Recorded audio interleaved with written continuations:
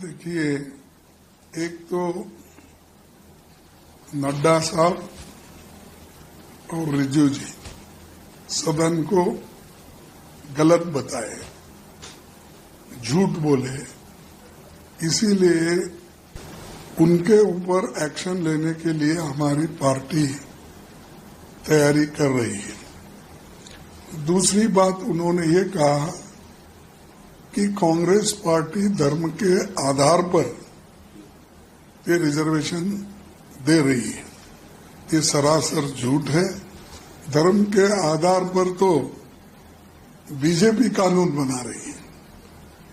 हम कभी धर्म के आधार पर कोई रिजर्वेशन कॉन्स्टिट्यूंट असेंबली के मेंबर भी नहीं दिए और जो ड्राफ्टिंग कमेटी के चेयरमैन और बाबा साहब अम्बेडकर ने भी ये कहा भी नहीं कहा।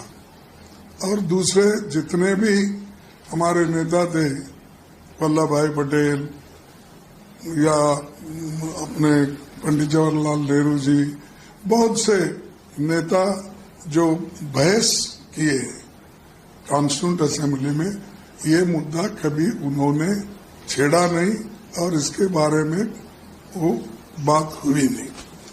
लेकिन ये खामोखा इन्होंने आज ये मुद्दा उठाकर अपने करप्शन केसेस को ये गवर्नमेंट छुपाना चाहती है।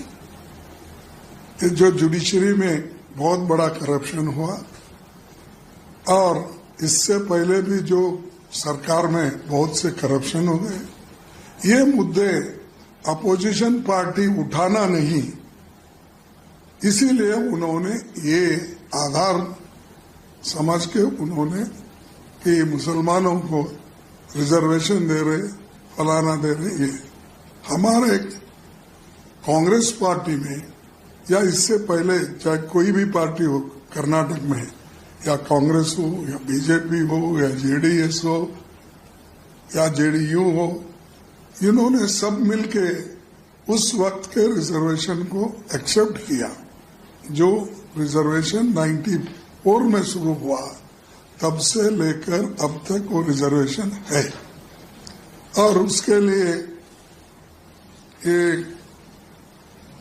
एसएम कृष्णा के जमाने में भी था, मोइली के जमाने में था, फिर उससे पहले देवेगौड़ा के जमाने में भी था, फिर उसी साथ जो जेएच पटेल थे, और उसके बाद में फिर जितने भी अपने बीजेपी के भी नेता लोग जो थे, येडियुरप्पा था और शेट्टार था और सदानंद गौड़ा थे, ये सब ने वैसा ही कंटिन्यू करे।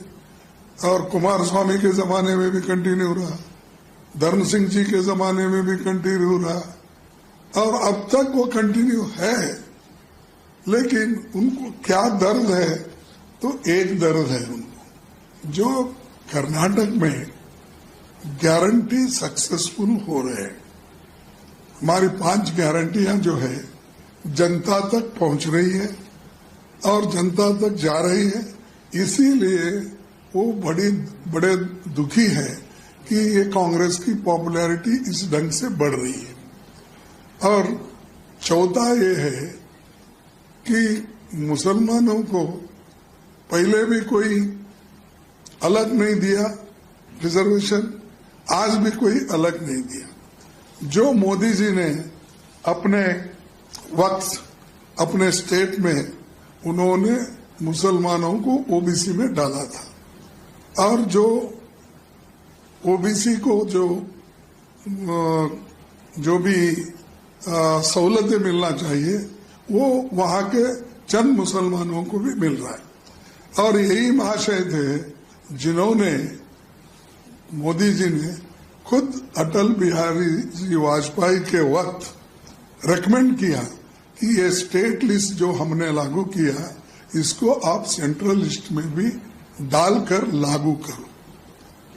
तो ये सब उन्होंने भी किया, लेकिन हमने तो ये बैकवर्ड क्लास के कैटेगरी में डाल के जैसा कि हमारे पास क्या है, ए बी है, B2 है, 3 है, 3A है, 3B, ऐसा 5 कैटेगरीज करके हमने सबको न्याय दिलाने की कोशिश की है।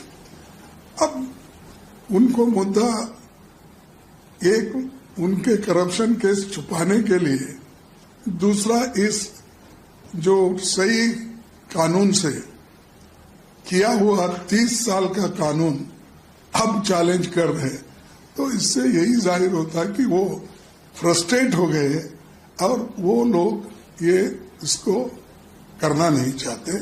इसलिए हमारे लोग पूरे दग कर इसका मुकाबला करेंगे।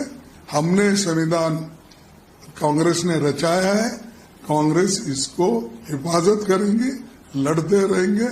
कोई भी अगर इस संविधान के खिलाफ अगर कोई कहता है तो कांग्रेस चुप बैठने वाली नहीं है। गर्मियों की छुट्टी होने वाली थी, मेरे पापा आने वाले थे, तो हम लोग सभी खुश थे। तो मैं एक बेड पे चढ़ के डांस कर रहे थे, डांस कर रहा था, लेकिन वो पहले ही आ गए। फ्रीज। तो मैं उस समय तो कंटिन्यू नहीं कर सकता था ना, तो फ्रीज फ्रेम टाइप का हो गया। कसम पैदा कर